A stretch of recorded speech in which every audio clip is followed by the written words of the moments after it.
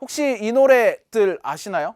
이 세상에 애누리 없는 장사가 어딨어? 이거 뭐 시골 영감 기천님 죄송합니다. 이런 노래가 있는데 애누리를 해줘도 이렇게 해줄 수 있나? 라는 말이 나올 정도로 지금 엄청나게 세일을 하는 곳이 있죠. 바로 중국의 이커머스 알리입니다. 알리가 쏜다. 천억 페스타라는 세일 기간 동안 유례가 없을 정도의 큰 폭으로 할인을 했습니다. 그동안 세일을 거의 하지 않았다거나 아니면 세일을 하더라도 뭐 어디에서 사나 별 차이가 없을 정도로 아주 요만큼 쬐끔 세일을 했던 그런 인기 상품들 위주로 대폭 세일을 하고 있습니다. 유통 전문가들도 이 품목들을 이렇게 큰 폭으로 할인을 한 거는 본 적이 없을 정도다, 혀를 내두를 정도다 라고 깜짝 놀라고 있는 수준입니다.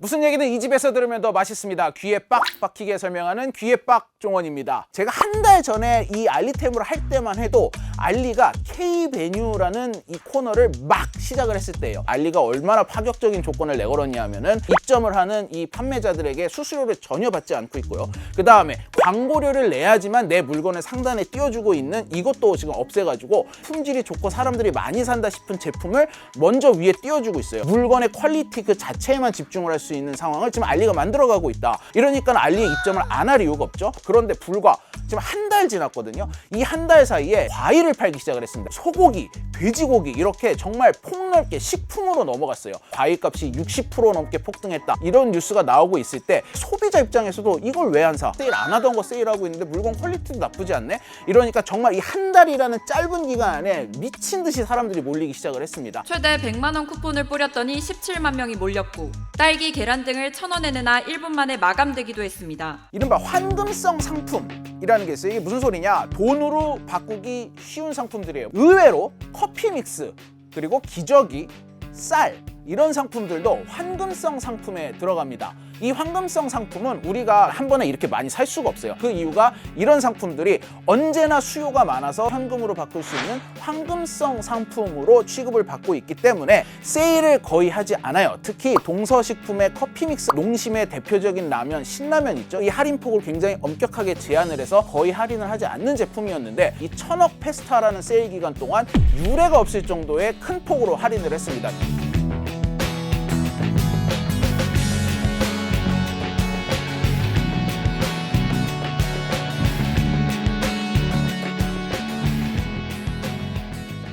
알리는 어떻게 이렇게 싸게 팔 수 있느냐? 알리가 자기네 돈으로 깎아주는 거예요. 우리 돈으로 1,000억을 쓰겠다라고 해서 이번 세일의 이름을 천억 페스타로 붙였다고 합니다. 스펙타클하지? 예. 이 1,000억을 써도 어떻게 쓰느냐, 이게 굉장히 중요하거든요. 근데 솔직히 중국 업체인 알리가 우리나라 사람들의 기호를 정확히 파악하기 힘들잖아요. 플랫폼 기업을 표방하던 알리가 우리나라에서만큼은 전 세계 최초로 MD들을 고용을 하기 시작을 했어요. 경쟁사가 가격이 얼마고 어느 정도 가격으로 이걸 갖다가 제시했을 때 고객이 들어올 수 있을 거고 이걸 명확하게 꿰뚫고 들어간다는 느낌이 들어요. 상품이 거기에 만약에 뭐 10,000가지가 있던 10만 가지가 있던 우리가 아는 상품은 불과 한 20가지, 30가지밖에 안 돼요, 사실은. 그런 몇십 가지 상품들만 가격을 흔들어 버리면은 전체적으로 와, 저 사이트는 진짜 가격이 충격적으로 싸다는 인식을 심어주는 거예요. 그런 과정을 지금 알리익스프레스가 가고 있다는 게 놀라운 거예요, 저는. 알리는 이렇게 열심히 하고 있는데 테무는 뭐 준비하고 있는 거 없나요? 테무까지 가세야만 정말 그 폭발력이 대단하겠죠. 근데 다행히 아직까지 테무는 이런 움직임은 보이지 않고 있어요. 그 이유는 알리와 테무는 약간 이 그룹 차원에서 가는 노선이 달라요.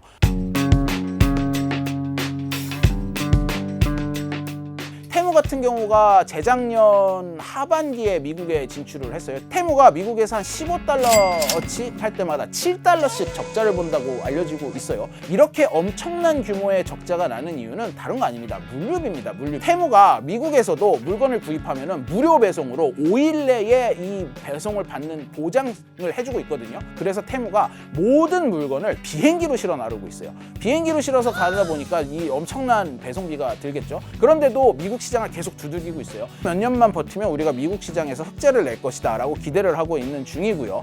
반면 알리는 이 길을 선택하지 않았습니다. 알리가 선택한 게 대신에 한국이에요. 직구 형이 싹 바꿔줄게. 전 세계 이커머스 시장은 해가 지날수록 급성장을 하고 있습니다.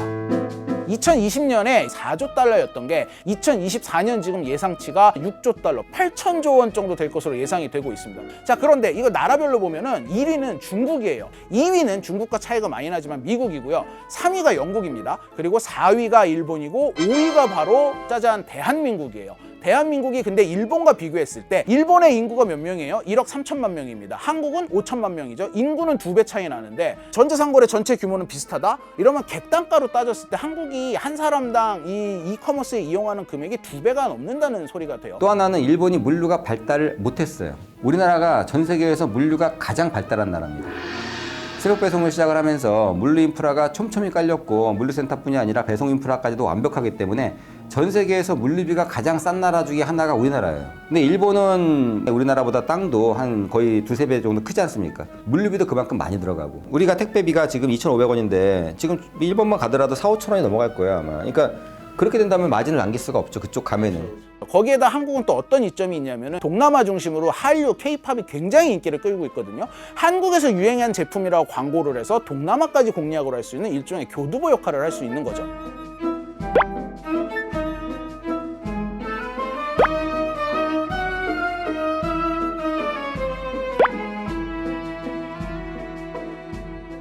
이런 계산을 이미 했던 알리는 한국 공략을 위해서 차근차근 준비를 하고 있었어요. 그게 뭐냐?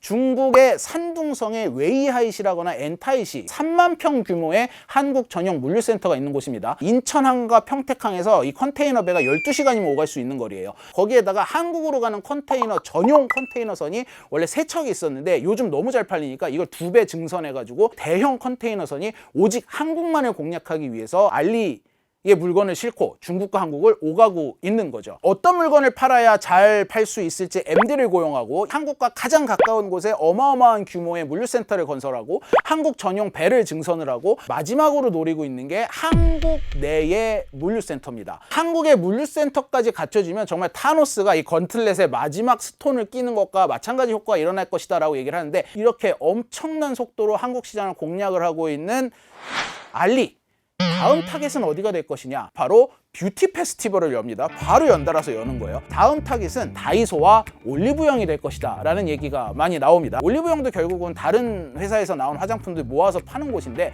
이거보다 분명히 훨씬 더 싼 가격에 팔 것이기 때문에 그리고 MD들을 이미 고용했기 때문에 어떤 화장품에 집중을 했을 때 효과를 극대화할 수 있다는 걸 알리는 이미 알고 있습니다. 그 다음에 다이소는 굳이 이렇게 뭐 K베뉴 이런 세일 안 해도 그냥 중국에서 직접 넘어오는 공산품만 놓고 봐도 다이소는 이미 죽은 녹습니다. 이런 비관적인 목소리까지 나오고 있어요. 11번가나 이마트가 지금 희망퇴직자 받는다고 시끄러운데 한국 유통업계는 괜찮은 건지. 자, 지금 정용진 회장이 취임을 했죠, 이마트가. 앞으로 이마트의 운명은 어떻게 될 것인가? 정용진 회장이 과연 경영을 잘해서 이 위기를 돌파할 수 있을 것인가? 뭐 이런 게 굉장히 관심사가 많이 됐는데 일단 이마트가 지금 굉장히 안 좋은 건 사실이에요. 먼저 알리하고 테무 얘기할 것도 없이 쿠팡에 밀렸잖아요.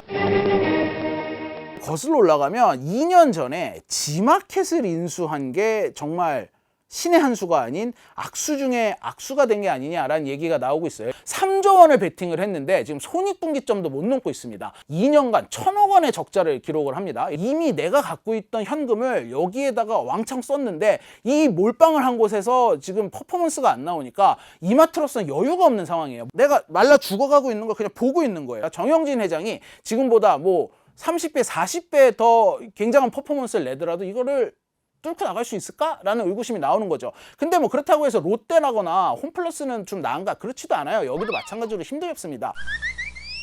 유통가가 원래는 10원 전쟁이라고 그래가지고 한쪽이 10원 내리면 그거보다 딱 10원을 더 내리는 전쟁을 많이 했었거든요. 그런데 이 온라인 업체들의 이 엄청난 공격을 받으면서 그 10원 더 싸게 해줄, 5원 더 싸게 해줄 그 여력이 없는 거예요. 이 정도로까지 말라버렸습니다. 이 오프라인 유통 거인들이요. 오프라인 업체들 중에서도 중국산이 많이 들어왔던 그런 업체들이 있겠죠. 그 테무 알리익스프레스에서 원래 판매되는 가격과 본인들이 수입해서 판매하는 가격과 그 가격의 갭 차이가 바로 눈으로 보이고 그런 신선식품이라든지 기타 그런 보호를 받을 수 있는 영역이 오히려 없기 때문에 오히려 직격탄을 맞았던 부분이고요. 신선식품은 보관기간 자체가 일주일, 어떤 거는 하루 이내에 그게 처음부터 끝까지 유통 경로를 타야 되기 때문에 물류가 굉장히 어려운 분야거든요. 그래서 그걸 가장 잘했던 게 우리나라의 새우 배송 업체들이고, 그러니까 이런 업체들은 그래도 버틸 수 있는 여력이 좀 있다는 것뿐이지 안전판은 아무것도 없다는 거죠. 안전판은. 이렇게 우리나라 이 토종 유통업체를 하나씩 정복을 해나가는 게 진짜 무서운 게 뭐냐면은 이게 단순히 유통망의 와해만 나타내는 게 아니라 제조까지 다 먹겠다는 거거든요. 사실 과거에는 중국은 세계의 공장으로 제조만 했고 이 유통업체들 유명한 데는 대부분 서구권에 있었고 아니면 각 나라 토종 유통업체들이 상품을 판매를 했습니다. 금융과 제조와 유통이 좀 분업이 돼 있었다면 온라인이라는 플랫폼이 전 세계의 지배적인 플랫폼이 되면서 직접 판매를 할 수 있는 판로가 열리는 거죠. 중국의 유통망이 전 세계의 영향력을 넓혀가면 넓혀갈수록 전 세계의 공장으로서의 입지도 더욱더 강화가 되는 거고 중국에 의지하는 이 비율이 높아질 수밖에 없다라는 우려가 나오고 있습니다. 우리나라 유통업계가 중국으로 진출하기에는 중국은 이미 알리바바와 이 테무의 모기업인 핀더더, 그 다음에 이 전 세계 의류 시장을 꽉 잡고 있는 쉬인, 이 알테시의 본고장이자 이 소매 거래의 절반 이상을 온라인으로 하는 전 세계 최초의 국가예요. 이 물류 시스템을 중국은 완벽하게 갖추고 있어요. 이 나라의 크기부터가 다르기 때문에 유통망에 대한 연구부터 새로 해야 되는데 쿠팡이 이제 겨우 몇 천억 흑자를 내기 시작을 했는데 새로 물류센터를 깔면서 물류 시장을 하면서 한다? 이건 자살행위에 가깝죠. 거기다가 우리나라 유통업계들은 중국에서 몰매를 맞고 쫓겨났던 트라우마가 있기 때문에 언제 어떻게 바뀔지 모를 이 공산당의 변덕, 이게 너무 불안해서 중국에 진출할 생각도 못하고 당하고 있을 수밖에 없다라는 말씀을 드립니다. 이게 우리가 항상 외교, 중국과의 외교 문제나 뭐 지난주에 다뤘던 부동산 문제 이런 거 나오면 항상 뭐라고 말씀하십니까? 상호주의 원칙 어딨냐? 왜 우린 중국한테 해주는데 중국은 안 해주냐? 이런 불만이 항상 나오잖아요. 상호주의 원칙하에서 따져보자고요. 알리익스프레스가 이제 물류센터를 구축하기 위해서 준비를 하고 있고 그들이 원하는 대로 뭐 보세 구역에서 전자상거래에 직구를 처리할 수 있는 자체적으로 처리할 수 있는 물류센터를 100% 인허가를 갖다 내줬다. 그러면 저는 한순간에 이 게임의 어떤 뭐 판도가 많이 바뀔 수 있다고 봐요. 물론 그렇게 쉽게 인허가가 나갈 것 같지는 않습니다. 쉽게 되지는 않겠지만 중요한 거는 이게 어떤 방향으로 갈지는 아무도 모르고 있다는 거죠. 지금 직구 상품에 대해서 물류센터를 세운다는 것조차도 처음이고 여기에 관련된 법규도 지금 아직까지 미비하고 모든 게 지금 아직까지 낯선 상태이기 때문에 정부에서도 조금 더 그걸 주도 면밀하게 지켜봐야 돼요. 이 물류센터를 100% 알리가 자기네 자본으로 자기네 운영하에 두고 자기네가 마음대로 운영을 할 수 있게 풀어줘 버리면 알리가 물건의 양과 이 통관에 들어가는 비용과 이 어떤 통관의 속도와 이 모든 걸 알리가 조절을 하면서 우리나라 물류 공급을 자기네가 마음대로 얼마든지 통제를 할 수 있다는 것이죠.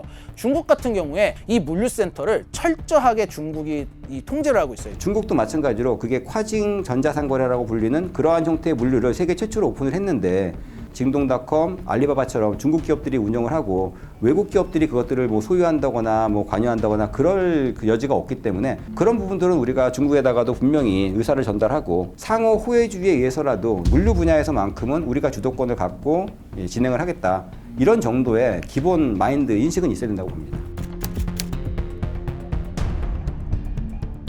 이게 지금 우리나라 같은 경우가 이 중국에서 들어오는 물건은 직구를 할 때, 그러니까 알리와 테무 같은 데서 살 때 150달러까지 관세를 면제를 해주고 있잖아요. 이 비율을 더 낮게, 더 짜게 낮추겠다 이런 얘기밖에 안 나오고 있어요. 근데 중국은 관세, 직구를 할 때 90만 원까지 관세를 면제를 해줘요. 직구로 들어오는 물건은 중국 내에서 판매되는 물건보다 훨씬 더 많은 폭으로 세금을 깎아주고 있습니다. 거기다 통관도 그렇게 까다롭지 않다고 해요. 그냥 웬만하면 다 통관을 시켜준다고 해요. 물류와 관련된 여러 일자리가 창출이 되고 이 시스템적으로 돈을 벌 수 있는 구조가 있기 때문에 중국은 직구를 오히려 권장을 하고 있지 막고 있지를 않아요. 이러다 보니까 우리나라가 지금 뭐 제도를 어떻게 보강을 해가지고 이 직구 자체를 줄여버리겠다 라는 정책을 내놓는다면 이거는 오히려 우리나라 업체가 오히려 중국의 보복을 불러일으킬 수도 있는 정책적 오판이 될 수 있다 이런 우려가 나오고 있어요. 소비자 입장에서도 직구 시장에 막혀버리면 소비자가 싸게 살 수 있는 루트 하나가 막혀버리는 거예요. 이러면 경쟁이 또 기업들 간의 경쟁이 줄어들어 버리잖아요. 기업 차원에서도 소비자 차원에서도 전부 손해밖에는 볼 게 없는 이런 상태입니다.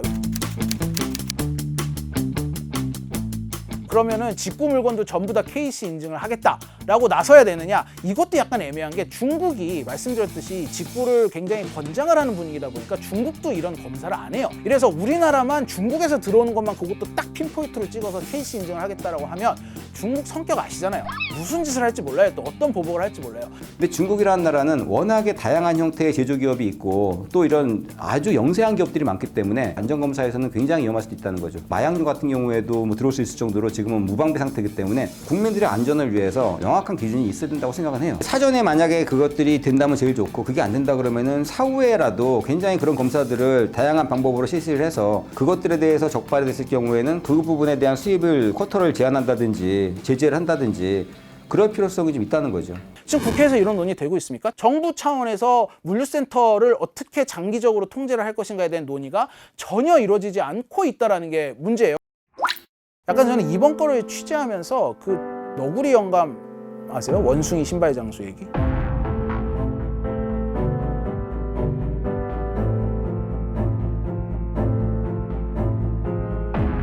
소비자 입장에서는 이득 아니야? 알리가 들어오는 게 쿠팡도 긴장하게 만들고 다른 기존의 오프라인 업체도 긴장하게 만들고 좋은 거 아니야? 근데 항상 그 끝이 있다는 게 문제예요. 여러분 OTT도 넷플릭스만 거의 대부분 보시잖아요. 택시도 카카오 택시만 부르시잖아요. 결국은 승자 독식의 사업이 플랫폼이에요. 지금 당장은 경쟁이지만 이 중국의 이커머스가 이런 식으로 야금야금 침투해서 이게 결국은 고스란히 다 우리 소비자의 부담으로 돌아올까? 그게 심히 우려스럽습니다. 생각보다 중국은 하나를 팔았을 때 5원, 10원만 남아도 무조건 판매하는 데들이 많아요. 안 팔리면은 그냥 가져가. 이거는 우리나라나 미국 같은 데서는 말도 안 되는 방식이에요. 사실 있을 수가 없죠.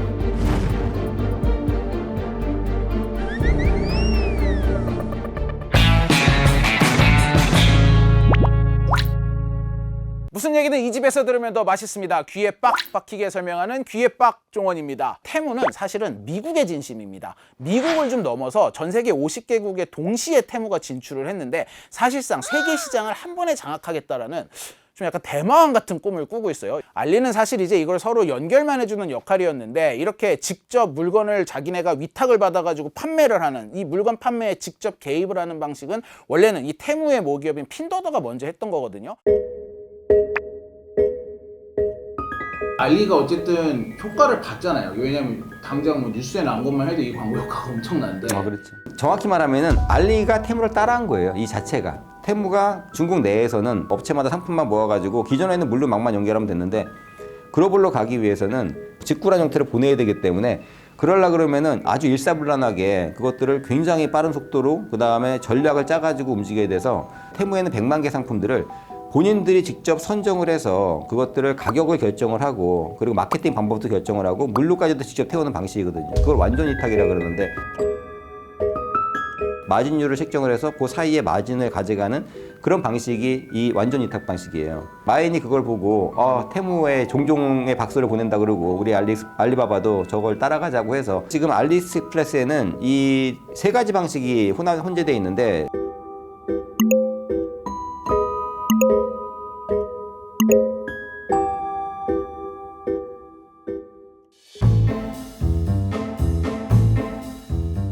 그게 매입을 하는 건가요? 그게 중요한 거예요. 내가 이걸 10만 개를 가지고 왔는데 10만 개 중에서 1만 개를 팔았다. 그리고 나서 나머지 9만 개가 남았는데 이게 안 팔리는 거예요. 이제 안 팔리면은 그냥 가져가면은 다른 제품을 또 발주를 하다 하는 거예요. 이거는 우리나라나 미국 같은 데서는 말도 안 되는 방식이에요. 사실은 있을 수가 없죠. 물건을 가져와가지고 안 팔린다고 반품한다는 건 말이 안 되잖아요. 반품 자체가 안 되는데. 근데 아직 중국은 그런 제도가 없다는 거죠. 공정거래라든지 뭐 이런 뭐 반품에 대한 법률이라든지 이게 없어요. 그럼 제조사가 그 선에 그대로 떠안는 거 아니에요? 맞습니다. 제조사는 그걸 가지고 가가지고 또 다른 사이트에서 판매를 하거나 아니면 또 뭐 본인들이 덤핑으로 또 뭐 판매를 하거나 폐기를 하거나 이렇게 될 수밖에 없는 거죠. 이게 중국은 되는 거군요. 중국은 돼요. 왜냐하면 중국 같은 경우가 280만 개 공장이 있는데 그거는 공식적으로 등록된 공장이고요. 등록 안 돼서 움직이는 공장들까지 하면 한 1,400만 개까지 된다 그러더라고요. 중국은 이 생산자가 어마어마하게 많기 때문에 이 업체가 아니더라도 얼마든지 다른 제품을 공급받을 수가 있어요. 그래서 테무 같은 경우에는 5일마다 재비딩을 해요. 빠르면 5일마다. 테무는 지금 왕정이 원래 구글의 엔지니어 출신이기 때문에 인공지능 전문가이기 때문에 처음부터 테무라는 사이트에 MD를 아예 두질 않았어요. 어떤 상품을 판매해야 되고 공개 입찰 경쟁을 하면 어떤 방식으로 이거 판단을 해서 누구를 선정할지 이거 전부 AI가 하기 때문에 시도 눈물도 없이 가차 없이. 예, 전혀 그게 없습니다.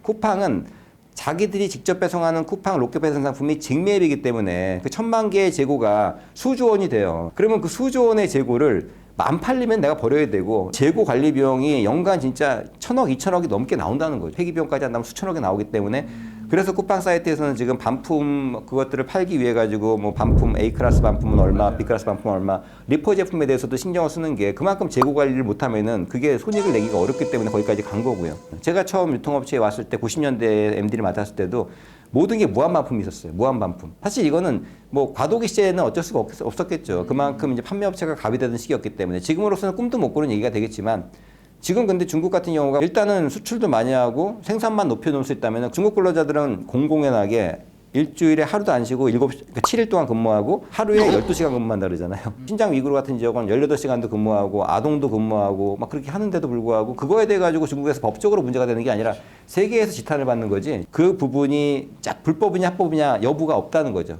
법적으로도 그게 명백하지가 않고. 직구로 인해서 수혜를 보는 업종도 분명히 있어요. 대표적으로 대한항공이나 아시아나항공이 굉장한 수혜를 보고 있어요. 그런가 하면은 이 CJ 대한통운은 알리와 전속 계약을 맺어서 하고 있죠. 그 다음에 한진이 테무와 전속 계약을 맺어서 하고 있어요. 이 물류회사들은 이 엄청난 물건이 지금 중국에서 들어오면서 굉장히 수혜를 노리고 있습니다. 이렇게 우리나라에도 분명히 직구로 인해 수혜를 누리는 기업들이 있거든요. 여기서 창출되는 일자리도 있고요. 제조가 타격을 입으면서 물류는 사실은 돈을 많이 벌고 있거든요. 대한통운이나 한진이나 뭐 여러 가지 경동택배 같은 소형 택배사들이나 그리고 대한항공이나 아시아나 다 지금은 나름대로 수익이 되니까 오히려 환영을 하는 입장이죠. 테무 물건이 우리나라에서 나가는 게 많아요. 테무는 한 개를 팔 때마다 상품을 미국에 팔 때마다 7달러씩 적자를 봤어요. 그만큼 적자가 남에도 불구하고 미국을 공략하기 위해서 이미 시작을 한 거고 그 부분을. 그리고 그 적자의 대부분이 아마 물류비라는 거죠. 물류비. 중국에서 유럽이나 미국으로 넘어가는 항로를 다 막아버렸어요. 그때 코로나 이후로. 그리고 아직도 그게 100% 뚫리지가 않았습니다. 그러다 보니까 항공료가 엄청나게 올라갔어요. 그래서 테무가 선택한 게 산동성에서 컨테이너선을 타고 인천항까지 와가지고 인천공항까지 인천에서 우리나라 비행기로 글로벌로 보내는 거예요. 아시아나나 대한항공은 특수를 누리고 있는 거죠. 좀. 물론 자국 항공으로 나가는 경우도 많이 있지만 우리나라 비행기를 타고 글로벌로 나가는 물량이 상당히 많다는 거죠. 그것들을 뭐 통관을 하고 분류를 하고 배송을 하는 그 부분도. 그래서 택배업도 뭐 CJ 같은 경우에는 거의 뭐 한 50% 이상 시가 초기에 올랐다가 다시 약간 주춤하긴 하는데 그런 영향이 있었던 거죠. 그렇지만 그거가 나중에 이제 거꾸로 주객이 전도가 돼버린다면은 후사고평이 될 수 있는 거죠. 뭐 일례로 지금 비딩이 진행되고 있는데 작년에 대한통운이 굉장히 많은 투자를 했었어요. 뭐 이런 시설이라든지 인력이라든지 여러 가지 막 24시간 돌리면서 알리익스프레스의 그 직구 물량을 한 3천만 개 이상을 처리해 줬거든요.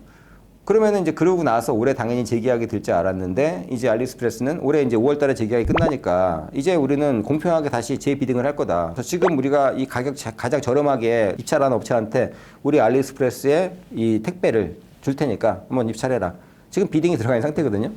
본인들이 가장 저렴하게 할 수 있다면은 얼마든지 갈아탈 수가 있고 노선을 대량 물량이다 보니까 오히려 국내에서 보내는 물량보다도 더 저렴하게는 가고 있는데 그런 부분에서 본다면은 택배사들도 어느 순간에는 그런 식으로 주도권을 잃을 수도 있고 가격이 낮춰진다거나 알리익스프레스가 직접 물류로 진출한다 그러면은 타격이 굉장히 데미지가 클 수도 있죠. 중국의 유통망이 전 세계의 영향력을 넓혀가면 넓혀갈수록 중국이 결국은 이걸 자기네 나라 공장을 돌려서 뽑아내잖아요. 전 세계의 공장으로서의 입지도 더욱더 강화가 되는 거고 이러다 보니까 공산품을 시작으로 이 우리나라의 제조업까지도 엄청나게 큰 타격을 입을 수 있다. 아니면 베트남이나 인도처럼 신흥 제조 공장으로 이 각광을 받는 곳들도 성장이 훨씬 더뎌질 수 있다. 중국에 의지하는 이 비율이 높아질 수밖에 없다라는 우려가 나오고 있습니다. 그래서 단순하게 이게 뭐 알리익스프레스나 테무가 들어와가지고 물건이 싸다 이런 정도의 느낌이 아니라 이거는 이제 이 전 세계 모든 나라의 제조업 자체를 이 붕괴시킬 수도 있는 사실은 굉장히 심각한 시그널을 봐야 되거든요. 중국이라는 나라가 이 세계 공장이 된 데에는 그 배경을 절대로 무시하지 못하거든요. 중국에서 지금 그 제조 인프라로 본다 그러면은 전 세계 가구의 한 60% 이상을 생산하고 있는 정도고, 뭐 신발의 65% 중국에 생산하고 있는 그 정도 상황이고요. 인건비로 본다 그러면은 사실은 많이 올라갔죠. 중국의 1인당 GDP가 12,000달러까지 올라갔으니까 이제 뭐 한 5,000달러, 6,000달러대인 동남아보다 2배 이상 인건비가 비쌀 수 있다고 생각하시는데, 그거는 뭐 상하이라든지 베이징이라든지 그런 대도시까지 합친 그런 값을 얘기할 거고요. 3선, 4선 도시에서는 보통은 진짜 80만 원도 못 받고 한 50만 원, 60만 원대 월급을 받고 일을 해요. 뭐 휴대폰 케이스다. 원가가 150원이에요. 매가를 얘를 내가 3,000원만 받아놔도 그 중간에 200원은 남어.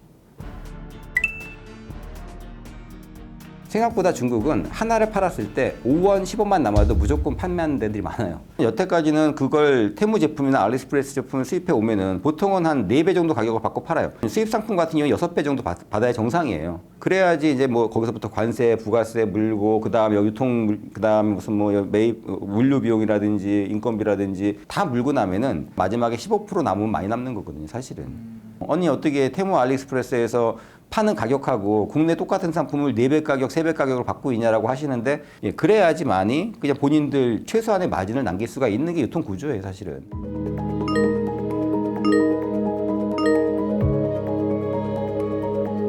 사실 우리가 이마트 걱정하고 쿠팡 걱정하는 거 사실 소비자에 싸게만 사면 그만 아니겠습니까? 쿠팡 걱정을 솔직히 왜 줘야 돼요? 돈 잘 벌고 있는데. 근데 쿠팡 걱정을 해서가 아니라 이러면 경쟁이 또 기업들 간의 경쟁이 줄어들어 버리잖아요. 고스란히 다 우리 소비자의 부담으로 돌아올까? 그게 심히 우려스럽습니다.